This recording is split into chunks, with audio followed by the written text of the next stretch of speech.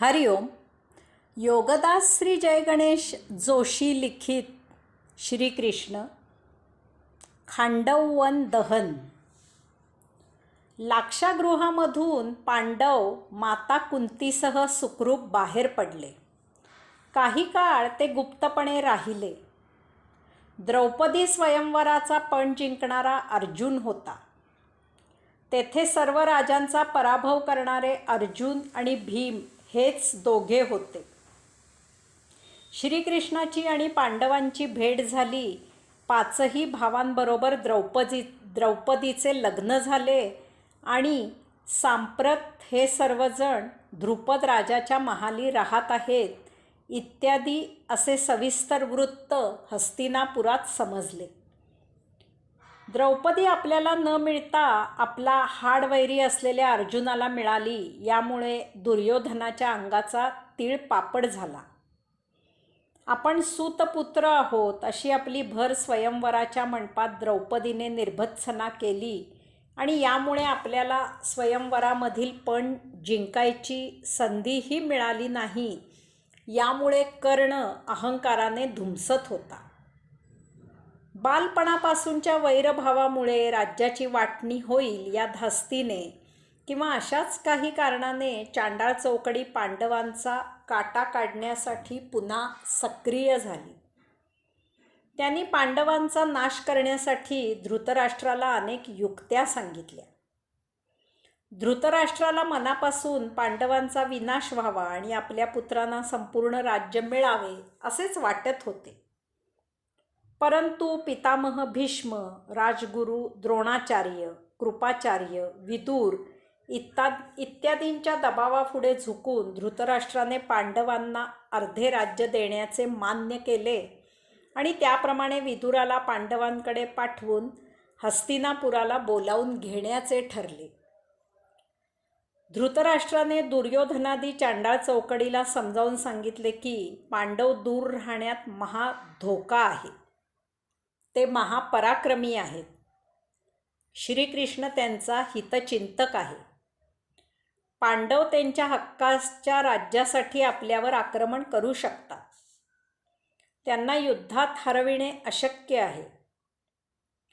परंतु पांडव जर आपल्याजवळ राहायला आले, त्यांच्याशी आपण वरवर सलोख्याचे संबंध ठेवले तर भविष्यामध्ये काहीतरी घातपात करून त्यांचा नाश करणे आपल्याला शक्य होईल. तसेच त्यांना आपण इंद्रप्रस्थी ओसाड असलेल्या खांडववनात राज्याचा हिस्सा देऊ. म्हणजे राज्य वसविण्यातच त्यांचे बरेचसे आयुष्य निघून जाईल. शिवाय हक्काचे राज्य दिल्यावर त्यांना देशोधडीला लावल्याचा दोषारोपही आपल्यावर येणार नाही. त्यांना आक्रमण करण्यासाठी कारण राहणार नाही. असे करून भीष्म, द्रोण, कृप, विदुर इत्यादींचाही मान राखला जाईल. विदुराकडून श्रीकृष्णाला हे समजताच तो बलरामासह द्रुपदाच्या महाली पांडवांकडे दाखल झाला.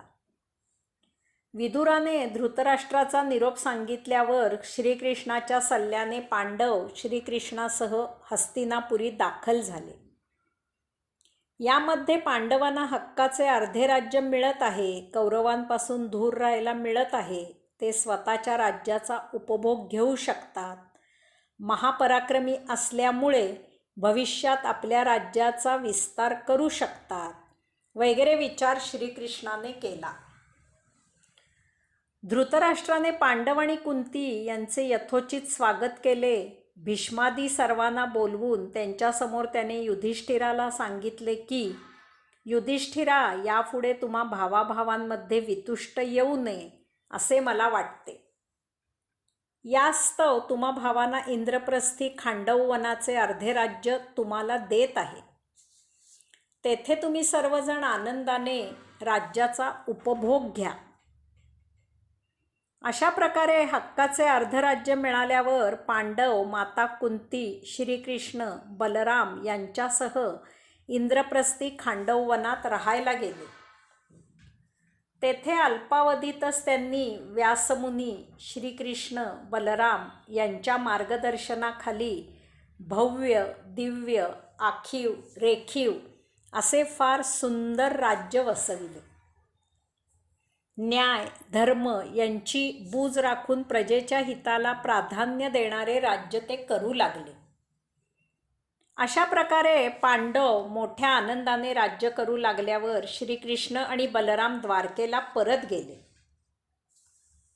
तथापि पुढे अर्जुनाशी झालेल्या सुभद्रेच्या विवाहानिमित्त आयोजित समारंभासाठी श्रीकृष्ण आणि बलराम त्यांच्या परिवारासह इंद्रप्रस्थी आले. समारंभ संपन्न झाल्यावर अन्य मंडळी द्वारकेला गेली तरी श्रीकृष्ण आणि बलराम त्यांच्या परिवारासह इंद्रप्रस्थी पांडवांकडे काही काळ राहिले.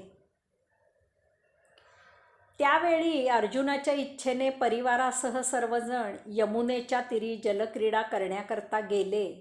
तेथे सर्वजण मनमुराद जलक्रीडेचा आनंद घेत असताना श्रीकृष्ण आणि अर्जुन बाजूला असलेल्या खांडव वनात गेले आणि तेथे ते गुजगोष्टी करू लागले. अल्पावधीतच तेथे एक ब्राह्मण उपस्थित झाला. ब्राह्मणाला पाहिल्यावर श्रीकृष्णाने आणि अर्जुनाने ब्राह्मणाला वंदन केले आणि त्याचे क्षेमकुशल विचारले. त्यावेळी तो ब्राह्मण म्हणाला की मी सर्व भक्षक आहे आणि आपण माझी क्षुधा तृप्त करावी. आपल्याला कोणत्या प्रकारचे अन्न पाहिजे असे विचारल्यावर तो ब्राह्मण म्हणाला, मी अग्नी आहे, मला ते खांडव वन भक्षण करायचे आहे. मी तसा अनेक वेळा प्रयत्न केला, तथापि खांडववनात इंद्राचा मित्र तक्ष नाग राहतो. यामुळे इंद्र या वनाचे रक्षण करतो. मी क्षुधा तृप्त करू लागल्यावर इंद्र पर्जन्यवृष्टी करतो आणि मी माझी क्षुधा तृप्त करू शकत नाही. त्यावर श्रीकृष्ण आणि अर्जुन अग्नीला म्हणाले, यावेळी आमच्याकडे आयुधे नाहीत.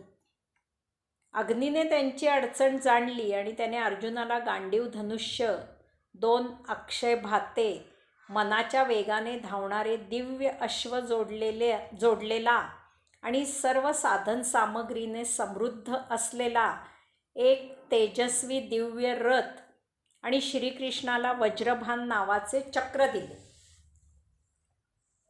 अशा प्रकारे शस्त्रास्त्राने सज्ज होऊन श्रीकृष्ण आणि अर्जुन रथावर आरूढ झाले आणि त्यांनी अग्नीला खांडववन भक्षण करण्यासाठी सांगितले. त्याबरोबर अग्नीने अति उग्र रूप धारण केले आणि असह्य असा दाह देत तो वनामधील वृक्ष, लता, पल्लवी, पशुपक्षी, सरपटणारे प्राणी इत्यादी असे सर्व भक्षण करू लागला. सर्वत्र हाहाकार उडाला. त्याबरोबर इंद्र पर्जन्यवृष्टी करून सैन्यासह त्यांच्यावर चढाई करून आला. देवानीही इंद्राला साथ देत महाघोर असा संग्राम सुरू केला. वनात राहणारे नाग, पिशाच्च, राक्षस हेही या दोघांवर चालून आले. परंतु श्रीकृष्ण आणि अर्जुन यांच्यापुढे कोणाचाही टिकाव लागला नाही. श्रीकृष्ण आणि अर्जुन यांनी महापराक्रम करून इंद्र आणि देव यांना पूर्ण निष्प्रभ करून नामोहरम केले. सर्वांनी माघार घेतली. नाग, पिशाच्च, राक्षस नष्ट झाले. अग्नीने निर्विघ्नपणे खांडववन भक्षण केले. यावेळी अग्नितांडवामधून निसटून जाण्याचा प्रयत्न करत असलेला मय नावाचा असुर श्रीकृष्णाच्या दृष्टीस पडला. त्याबरोबर श्रीकृष्णाने त्याच्यावर फेकण्यासाठी चक्र सरसावले, परंतु अर्जुनाने मय राक्षसाला अभय देत श्रीकृष्णाला आवरले. श्रीकृष्णाने स्मितहास्य करत मयाला सोडून दिले. आपले प्राण वाचविणाऱ्या अर्जुनावर खुश होऊन पुढे याच मयाने पांडवांसाठी मय सभा बांधली. जलक्रीडा, वनविहार करून झाल्यावर सर्वजण इंद्रप्रस्थी परत आले. पुढे काही दिवसातच श्रीकृष्ण आणि बलराम आपल्या परिवारासह द्वारकेला परत गेले. हरिओम.